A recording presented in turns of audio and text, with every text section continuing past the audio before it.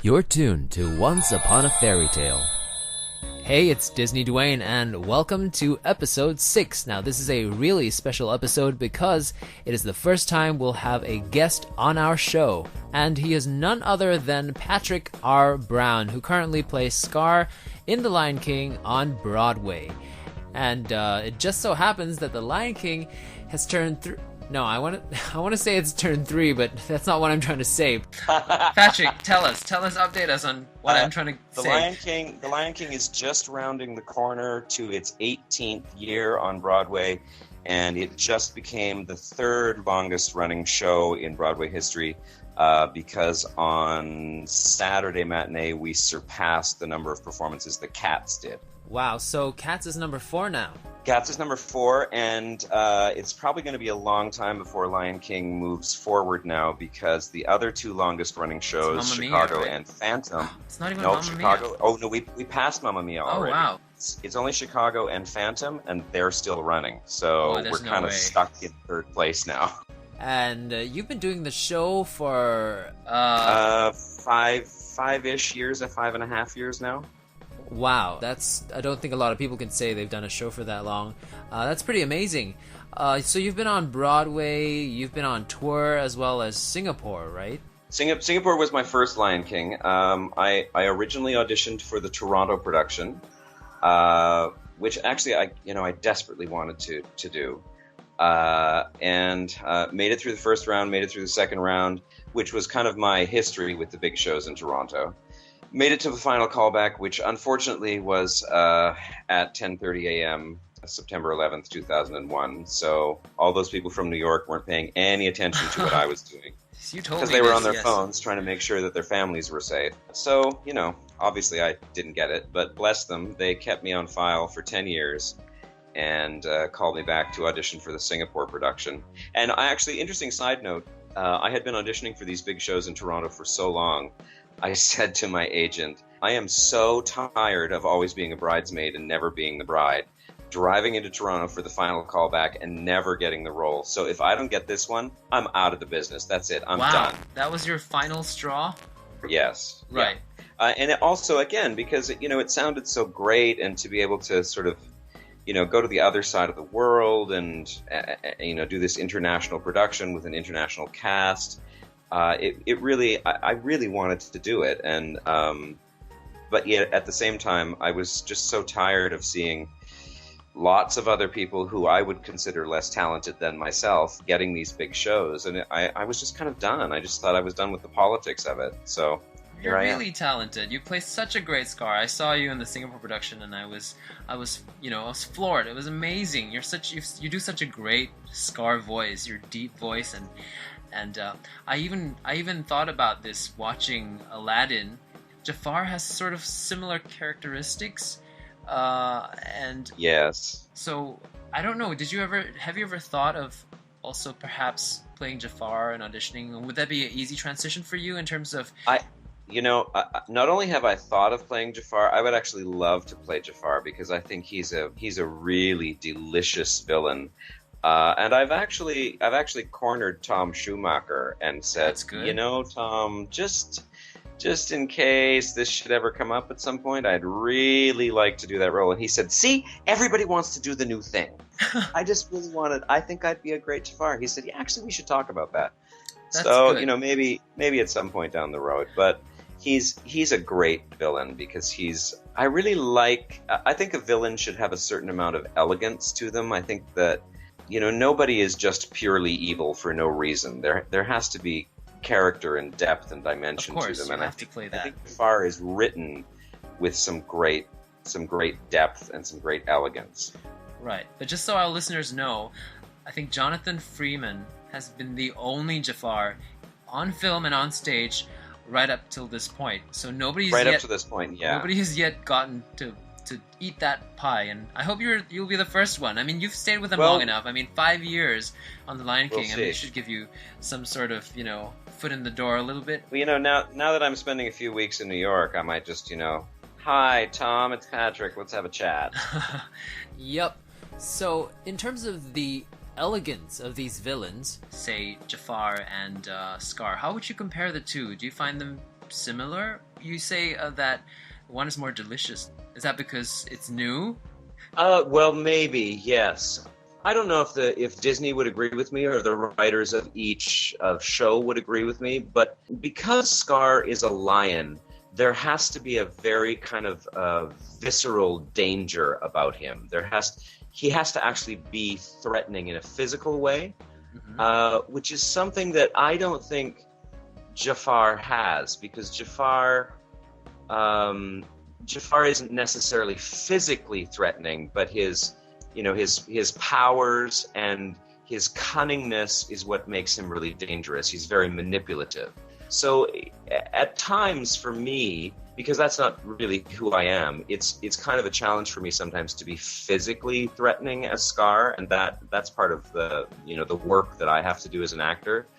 So my challenge is to try and do that and yet still be funny and still be cunning and still make him the kind of elegant villain that I want him to be. Right. So you would say you're probably closer to a Jafar. I would think so, although, until I get to do that, who can say? Right. And do you... I have actually been accused of, there are a number of people, some of them even in Disney, who don't really care for the fact that my Scar is a bit campy, but that's just who I am, Yeah, and speaking of that, there is a little bit of sort of flamboyance, I feel, to Jafar and Scar, and even Hades. Hades is even more, probably. I mean, flame, absolutely, flamboyant. yeah. Do you think any of these villains are gay? Well, it's funny that I have never actually considered their sexuality per se, but it's very interesting to me that particularly male villains in Disney are always single. Yeah. And a person could say, well, that's because who's going to live with them? But I find it, I think sexuality becomes a very secondary thought when you're playing a character that lives this large on the scale. Do you know what I mean? Yeah. Because Disney villains are huge. They're gigantic personalities. And I think with the size of that personality comes a flamboyance. There is a sort of heightened, you meet people on the street that are very flamboyant, that just because they're big people. Yeah, it's true. I mean, even if you look at Ursula and Maleficent, they're all flamboyant, so it's not, I don't think it's a gender thing per se. It's true. They're just epic. They're so big. I think it has more to do with eccentricity than sexuality. Right. But I would figure Jafar, I mean, he's one of the only few male villains that actually wanted to capture a female to be at his side, right? And so he did capture True. Jasmine for a bit.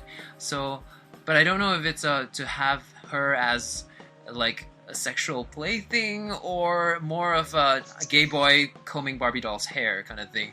I don't know. I can't figure that one out. Well, I think when you're talking about villains like this, you're basically talking about trophies. For them, it's all it's a girl or a mountain of treasure is the same thing. Whatever, it's all mine. Yeah, exactly. So I really hope to see you as Jafar on stage, but they've actually started to audition. I saw some notices for The Lion King as well as Aladdin. Yes, well, the Aladdin tour is getting ready to go out, so... Yeah, and that doesn't mean they're going to close the Aladdin on Broadway, right? No, that's still going strong, actually, so of course I'm not privy to any of that information, but from what I can tell, it's still doing really well.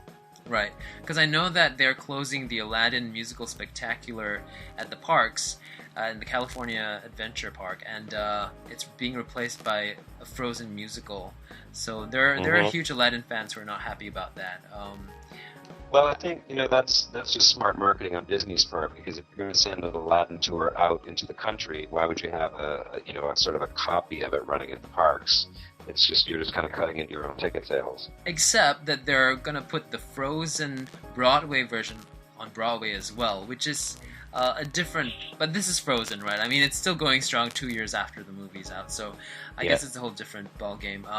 But that one's gonna have new songs. I think 12 new songs, which is exciting. I wonder which theater. Usually, Disney has, from what I've seen in the past, 3 musicals running usually at any point in time. Now there's only 2, Lion King and Aladdin. Newsies just closed, so I'm wondering if Frozen's just gonna join us a third and not replace Aladdin. Hopefully not, because hopefully not. Yeah. Yeah. Some of these musicals haven't lasted very long. I know, like once Beauty and the Beast closed, The Little Mermaid took over, and that didn't last very long. And then Mary Poppins also came on for a slightly longer time, but it didn't last too long either. So yeah, it's interesting to see the future. The Poppins tour did quite well. And I have heard that, I don't know if this is rumor or truth, but I have heard that Little Mermaid is being completely retooled and they do kind of have future plans for it.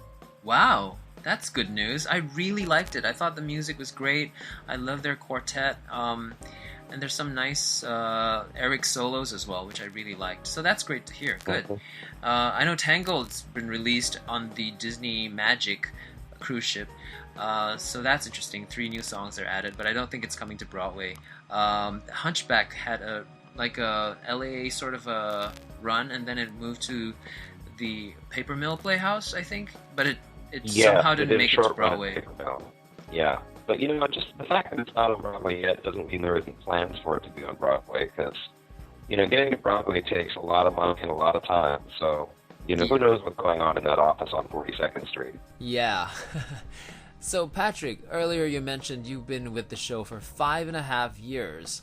Well, chart us through your journey with The Lion King so far. Yeah, so I did Singapore for however long that ran. I think it was 8 or 9 months. I don't really remember. Then I had a little brief time off, took myself on a little trip around the world to some places I hadn't wanted to see since I was in that corner of the world. Then I did the Broadway production for about 1.5 years, and my agent phoned me one day and said, Disney wants to know if you want to do the tour. And I said, wait a minute, I just re-signed for another year on Broadway. He said, shut up, I'm not done talking yet. I said, oh, okay. He said, 8 weeks in Los Angeles, 8 weeks in Hawaii, 7 weeks in Toronto, which of course puts me right next to home. And I kind of went, oh, okay, keep talking. Nice. So I joined the tour, and I've done the tour for almost 2.5 years now. So how's it been returning to the New York stage? It was great to come back to the New York production because I miss New York desperately. I really love it here, and it was great to see a lot of my old friends in the New York production that I worked with when I was here last time. Right. So Patrick, this is a 2-in-1 question. Being on tour in a show, you're never settled in one place, and things keep changing.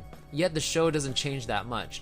So what are some of your favorite things to do while on tour to anchor yourself, and how do you ease the repetition of the show? Okay, so easing the repetition of the show is something that I've had to learn because I've never done a show for this long.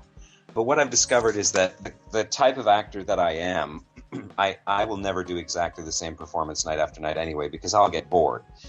So I'm now conscious of that, and so to ease the repetition of the show, I try to challenge myself or entertain myself. I mean, still within the realms of the character. I'm not saying I'm, goofing off on stage. Or I try and challenge or surprise the people that are on stage with me, just to keep us all sort of engaged and playing in that way that keeps the characters alive. In terms of, anchoring on tour, since I started the show in Singapore, I've been away from home basically for 5 years. I have a beautiful home in the Niagara region of Ontario that I don't get back to very often. So what I try to do is I just try to sort of I travel with a few things that just make me feel like this is my home for however long it's going to be. I have a little bell that a friend made for me that I always hang on either my bedroom door or the bathroom door, so that every time you open the door it rings, and she calls them now bells, so it reminds you that you're right here, right now. Aww. And I have a bedspread, and I have there's just a few little things that I kind of put out that just remind me that this is where I live, and that's okay. It's only for a month, but it's mine. That's awesome. if I'm ever on tour or something like that, I'm gonna make sure I have a bell with me too. I'm sure the Beast would approve. Well, a bell, or it's like for some people they have a picture that they travel with, or they have their favorite snuggly blanket that they take naps with, or there always needs to be some connection so that you feel comfortable and it's what you would do at home, but it's something you can travel with. Right, so those two things help you on your tour. Bringing possessions that make you feel at home, as well as keeping the show interesting. Well, speaking of which, do you have a resident director? We do, yeah. It's the resident director's job to, you can imagine that it's very easy for a show to sort of really stretch and morph when it goes for this long. Many years ago, I had a director who he used to come back 2 weeks after the show had been running and do what he called taking out the improvements, because as when you open a show, you want to do everything right, you want to do the thing you rehearsed, and then as you do it, you sort of get more ideas and you think about new things, and some of them work, some of them don't. So the resident director's job is really to keep the show in the place where it should stay. Which is not to say, it's another great thing about Disney, that the show has actually morphed over the years, and there have been little changes and little differences and little improvements. Some are, good. Some are like, well, yeah, stop doing that. That we don't like that. Right, and I'm sure you've morphed along the way, and even the makeup's morphed some. Actually, the makeup morphs a lot. Well, especially depending on who's doing it, because as a makeup artist, you actually are an artist. Mm-hmm. So Disney really allows for that personal touch. They don't want you to just put a template on your face and do exactly what everybody else does. They allow the makeup artists to do their art. As they do their actors. I remember you telling me this, that actors can take more liberties in a Disney production as opposed to productions like Les Mis, stand on square 3B and lift your arm on count 3. So that's probably what Hayden is going through right now. Our mutual friend Hayden T recently cast in the Broadway version of Les Mis as Javert. I don't know. I think this new production of Les Mis is different than when it originally came out. I think the first production was very kind of cookie cutter. I think they've really, they reimagined the production for a new audience and for a new generation, and I think they've really kind of loosened up a little bit. Oh, they definitely have. I saw it. I mean, just taking out the revolve in itself and adding a huge multimedia backdrop, they've definitely reimagined it. I'm really excited about seeing it, actually. Actually, you're lucky, because in a sense, you're not trapped in a show on Broadway. You can actually catch these other shows once you're done with your run, right? Do you have some time before you go back to the tour? I was just making a list today, because there are some Broadway shows that are doing Monday nights now, which is great, and there are a number of them, especially because here in America it's this is Thanksgiving at the end of this month, so there are a lot of them that are doing Wednesday matinees. So I actually have 6 opportunities to see shows without conflicting with my performance schedule. That is amazing. So what are you going to see? You have to see Gentleman's. It's going to close, right, at the end of the year? I want to see Gentleman's. I've never seen Kinky Boots. I'd like to see that because it opened just as I left New York. Mm-hmm. I really want to see The Curious Incident of the Dog in the Night. It looks beautiful.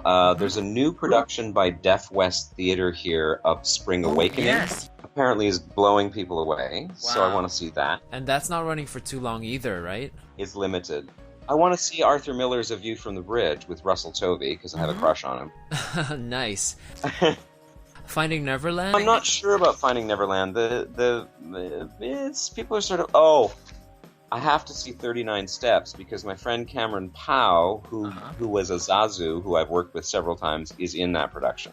I remember that I met a Zazu when I was visiting you backstage when you were giving me the he was filling in at that point for the Zazu that is no longer there. But that was Jeffrey Binder. He did it for 12 years, I think.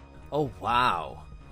So speaking of like backstage and the tour and everything, you do give these tours once a while. How does it work on Broadway? It's quite flexible on Broadway. On the tour, it really depends on the theater itself and their management policies there. So sometimes, we are basically on tour. We are guests of that theater and that management. So sometimes they're not so happy about that, or sometimes they'll say, well, you got like 10 minutes, so get it done and then get out.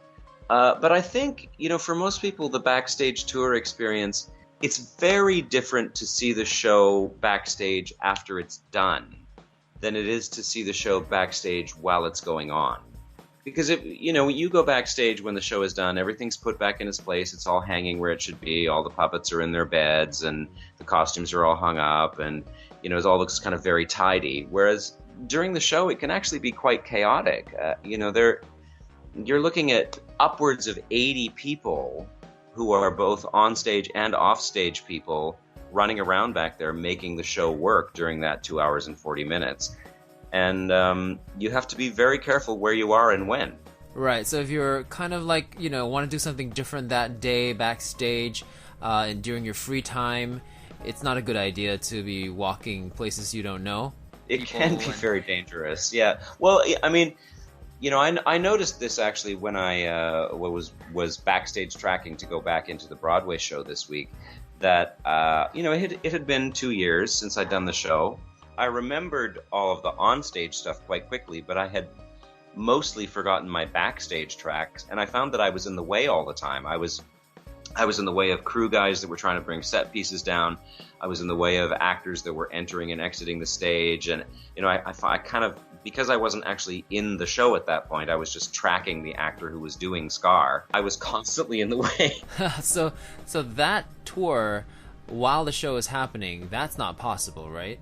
Yeah, it's actually, it would be really dangerous to have somebody backstage while the show is running. There's just so much going on, and huge set pieces coming up and down, and especially this show, the giant puppets and 50 people who have to be on and off stage. It's a lot. That would never happen. And Disney's pretty strict about photos backstage. They are. Disney really wants to be able to control how their show is perceived and how the characters in the show are perceived. And they are aware of the fact that social media is very important, and they use it as a marketing tool, and they know that it really does help sell the show and keep the show alive. They know they can't stop it, so they just try and maintain as much control of it as they can. So when we give backstage tours, we are instructed to tell people that A, no touching, and B, no pictures. By the way, everyone, Patrick has a Twitter account as well as a Facebook page which you can follow, and if you're listening to this through our YouTube channel, you will be able to find information in the description of the video. So Patrick, when you post pictures, or do you even post pictures on your social media? Yeah, I'm very conscious of what I say on my not on my personal accounts, of course, but on my fan pages. I'm very conscious of what I say. I'm very conscious that I'm basically a representative for the show, for Disney. When I first started doing the show, I used to post all kinds of pictures, but we recently got some very clearly worded memos from Disney saying, right, you really shouldn't be posting pictures of yourself in costume, strictly speaking, so don't do that anymore. So we now, if we want to post a picture, we send it to the social media captain, and they get it Disney approved, and they will say whether we can post it or not. And that's an actor in the company. It is, yeah. Those social media captains, well, each company has one, so they will actually go around and take candid photos, and they'll take a picture of the puppet department working on a hyena head or something, like just to keep people interested and engaged. So who is it right now? Is it one of the leads usually? More often than not, it's someone in the ensemble. The ensemble sort of has just because of their tracks, they tend to be sort of in more places in the theater and connected to more people around the space. Courtney Reed, who plays Princess Jasmine on Broadway in Aladdin, has her own YouTube sort of series going. It's an official Disney channel, but do you think she might be the social media captain? It's possible. If she's got that much kind of social media going on, she would be a great choice. But I don't. It's funny. I don't know. I don't think I actually know anyone in in that company. Well, with the exception of Adam, who, oddly enough, I ran into randomly last night at Matthew Morrison's birthday party. Wow, I'm sure many people will want your social life. Oh yes, I almost forgot. How many productions of The Lion King are currently running in the world right now? Do you know? Oh, it keeps changing, so I'm never entirely sure, but it's close to 10. Because I know the UK tour just closed, Mexico just opened, so there's always one closing, one opening, one closing, one opening. In different languages, right? Well, I think it's great, actually. Disney wants to do it in the language of the country they're in. So, in Germany it's in German, in Japan it's Japanese. The new production in Shanghai will be in Mandarin. Do they tend to allow locals to be in the show where the production's playing? They do. They would, and they do. I think they try to air as much as they can on local performers because it is your first language and you are going to be able to bring more life to it. Also, some countries are actually very protective of their performers and they don't want other people from other countries coming in. The people who have the biggest leeway are the Rafikis because they have to be able to speak all of those African languages, and that's just not something you can find anywhere. So the Rafikis move all over the world. They're amazing. They speak, English, Zulu, Sutu, Xhosa, Afrikaans, plus whatever, German or Spanish or French or... Right, wow. Like, for me, that's a whole other level of performance. While we're talking about different versions of The Lion King, could you confirm whether or not Singapore was a unique version in itself? I think I might be wrong, but I honestly think that the Singapore Lion King was the only production of that scale that has ever been built in Singapore for a Singapore audience, and when it closed, that was it. It didn't go anywhere else. I don't know how rare this is, but right now you're the only person I know of that has been in a unique version like the Singapore version of The Lion King, as well as been on Broadway, as well as been on tour with the show. So what differences are there between the shows? I've had this discussion with Tom Schumacher, the CEO of Disney Theatricals, and Disney worked very, very hard to ensure that the touring productions or sit-down local productions in other cities were as close as possible to the Broadway production. Obviously, there are technical things that you simply can't, the elevator rock, the flying, the elevators in general. You can't put an elevator into every tour. Right. So I fly every night when I die. And that doesn't happen in some versions? Yeah, it does, but because the stage is usually smaller on the tour, so we have one less wing on the tour. We have 3 entrances on the tour from either side. On Broadway, you have 4 entrances from the tour. But on the tour, I actually fall off of the actual Pride Rock that you've been seeing all night long. Right. On Broadway, it's this very tall, skinny kind of 2-dimensional wall that rolls in from the wings, and it's 18 feet in the air. You can't do that on tour. Right. Oh wow. There are minor differences, but it mostly has to do with the technical restrictions when you're moving to a new theater every 4 or 8 weeks. You can't put elevators into every theater you go to. That's so interesting. It just made me think about how villains always die falling off some ledge, like Gaston. And Les Mis, Javert, he kind of kills himself, over the ledge. Well, I think it's, I think a large part of that is plot-wise. A villain has to ultimately die of his own accord, or because if the hero actually goes out of his way to kill him, then he's not a hero anymore. So the villain has to somehow, knowingly or unknowingly, orchestrate his own death so that he remains a villain and the hero remains a hero.